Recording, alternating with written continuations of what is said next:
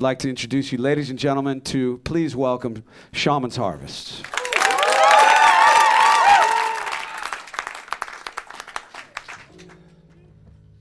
How's everybody feeling today? All right. Y'all's weather sucks.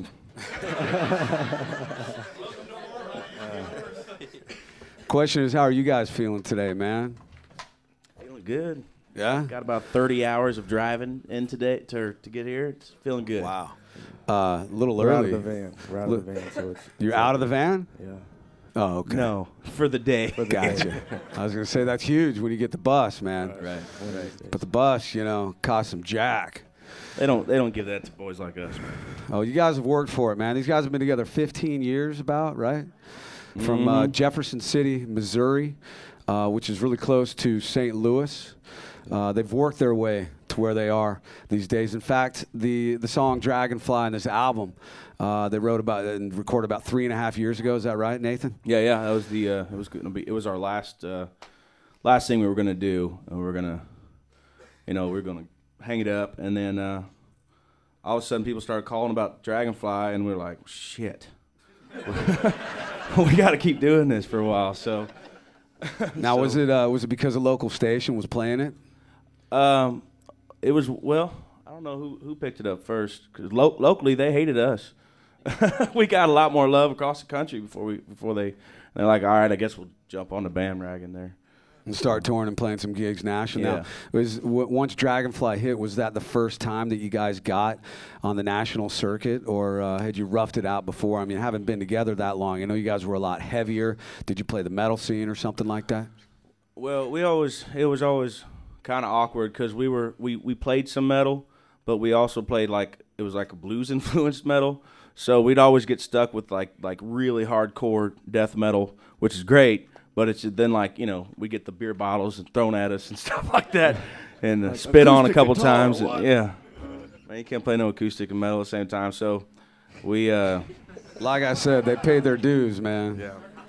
Metal crowds are real judgmental, bro. Oh yeah.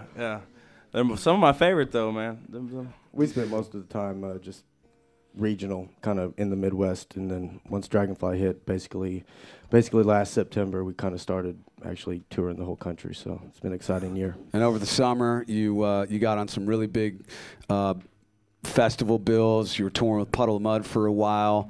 You guys played a little show called Rock Fest. Yeah.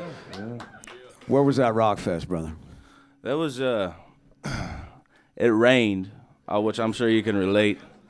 Was that in Missouri? Yeah. Okay. City, yeah. Has anybody here ever heard of Rock Fest before? Yeah.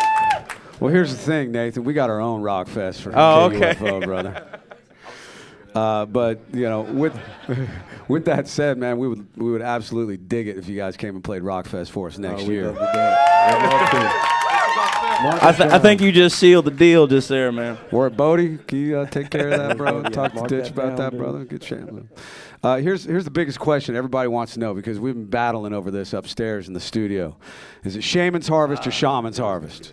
Oh, I don't. Whatever you wanted to call it. Well, I always thought it was Shaman. Well, that's it's potato. Is that what it is? Yeah. All right, Bodie. I guess we're both right. We're we're rednecks, so it's Shamans or whatever. So On the sticks. Now, you guys real close to St. Louis. You mentioned back there that the band Cavo. You guys know the song Champagne, Cavo. These guys are pretty tight, coming from the same area.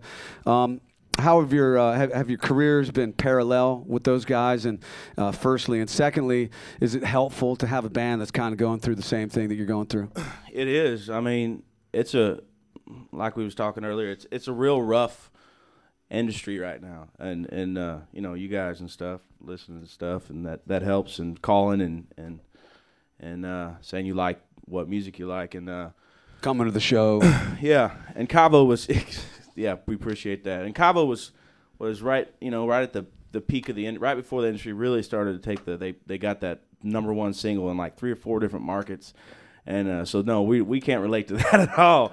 But we, they've been really good brothers to us, and just kind of helping us out, and Hell, I stayed on their bus for about a week and a half on that last tour. Poor bastards.